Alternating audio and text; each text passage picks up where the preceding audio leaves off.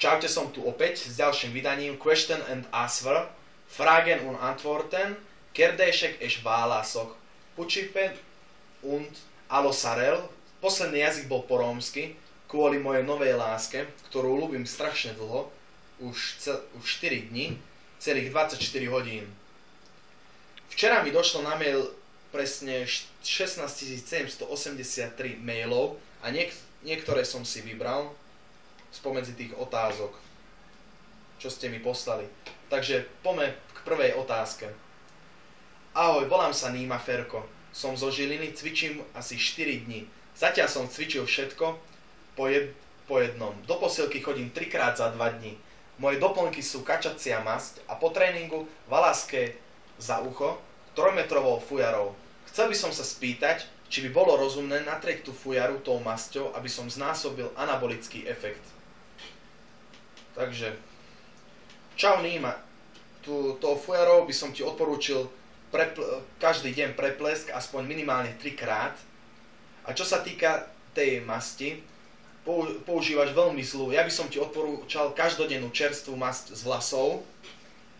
A k tým tréningom by som ešte dodal, že trebalo by zmenšiť intervaly a zväčšiť tréningový objem. Za 2 dní 8 tréningov, ale to minimálne.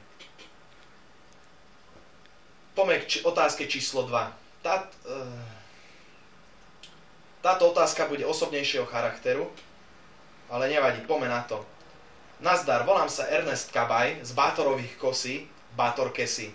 Chcel by som sa ťa opýtať, či budeš štartovať na Mozoláni Classic. Ak náhodou nie, tak prečo? Táto otázka je veľmi osobná, lebo už viacerí sa ma na to spýtali, ale budem na to reagovať, aby som vyhovel vám fanúšikom. No, ako všetci viete, že moje povolanie, to je čím si zarábam na živobytie a tak. Viete sami, videli ste video. Čím nedosahujem také výkony, že na mojich rukách není toľko mozolí, aby som sa zúčastnil na Mozoláni Classic. Čiže nezúčastním sa v súťaži Mozoláni Classic.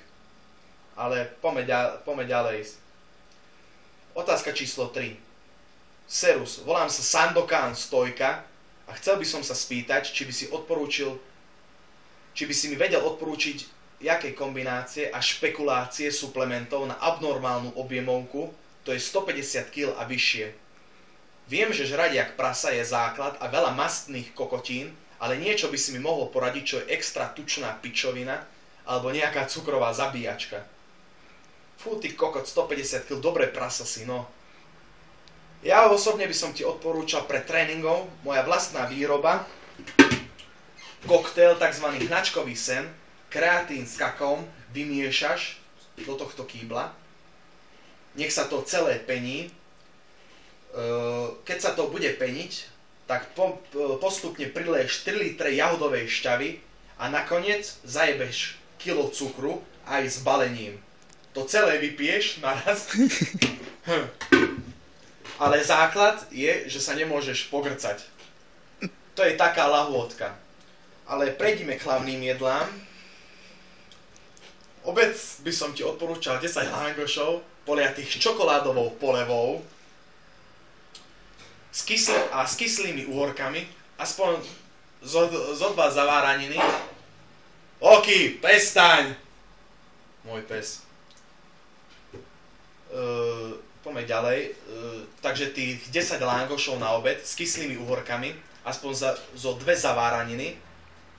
Alebo keď nie sú zaváraniny, tak baranie rohy, priemerom 25 cm, ale aspoň tých 10 kusov. Cez deň, keď sa nudíš, jedna konzerva, pedigree, pal pre psov, zľahka posypať proteínom. Ja by som odporúčal čokoládový nejaký, ale aspoň kilo toho. Poďme na otázku číslo 4.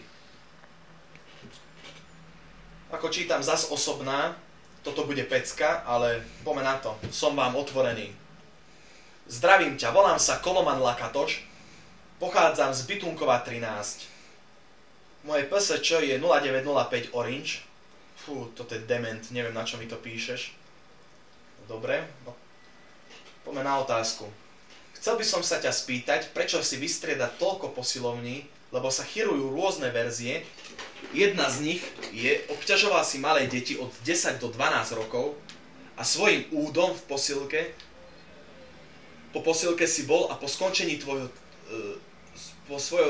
z tvojho tréningu a tvojho odchodu boli všetky skrinky prázdne. Mohol by si nám fanúšikom objasniť, ako to bolo? Takže jednoznačne kleptománia, to je moja diagnóza, moja choroba. Musím ukradnúť všetky cenné veci, čo majú hodnotu viac ako 5 eur a riadím sa motom, že každý zámok je pre mňa otvorený. Ďalej vám odpoviem, robím hanbu, veľakrát sa sťažujú majitelia v posilovni, že im robím zlú reklamu, však viete prečo, ako som spomínal, čím sa živím. Ale to je jedno. Poďme otázke číslo 5. To je aj zároveň posledná otázka. Ahoj, volám sa Evander Holyfield. Som z Louisiany v Semerove a chcel by som sa ťa opýtať, že ako to s varením, aj s prípravou, či ti pomáha niekto, alebo si sám, keď si varíš, alebo ti niekto varí, čo najčastejšie zvykneš konzumovať. Takže, milý Evander, ako som už predtým spomínal, mám priateľku, Tavale Romale Bachtal, to je ich príslovie, vlastne neviem ani presne, čo to znamená, lúb cigáňa a zomrieš, neviem presne, niečo také v tom zmysle, ale dôležité je, že mi priateľka varí, lebo len to dokáže, lebo je to dement. Ľúbim ťa, Kiki, nezabúdaj. A jej obľúbené jedlo je praženica, ktorá u nich doma je pravidelne rozjebaná po celom byte. Bohužiaľ to hovorím, ale je to tak. Chceli ste vedieť pravdu. Nikdy sa ja vlastne nevyzúvam u nich doma, lebo raz som sa vyzul a som mal celé zajebané ponožky. Čiže túto praženicu mi často zvykne robiť a druhé jedlo jej obľúbené je tie dlhé trnavské párky, ale ich množstvo, varí ich vo vani, neskutočné niečo. A zvykne sa stať, že dajaký ten párok sa zatúla pod vaňu a kyslí tam viacej ako mesiac. Na dnes toľko. Dúfam, že moje odpovede sa vám ľúbili. Idem sa venovať mojej činnosti každodennej. Hneď príde mi zazvoniť moja láska. Čiže dúfam, že sa vám to všetko páčilo. Bol som k vám úprimný. Všetci sypte. Ste buzeranti, ja som najlepší, preto ma nikto nechce nikde na súťaži. Mám zákaz, lebo veľa onanujem, ináč sa neviem živiť. Chcel som byť policajt, ale nezobrali ma za policajta, lebo prehonil som namiesto toho celý deň. Bohužiaľ je to tak. Ešte čo by som vám o sebe tak povedal. Veľa sypem steroidov. Príde ďalšia časť určite o varení, čiže neváhajte.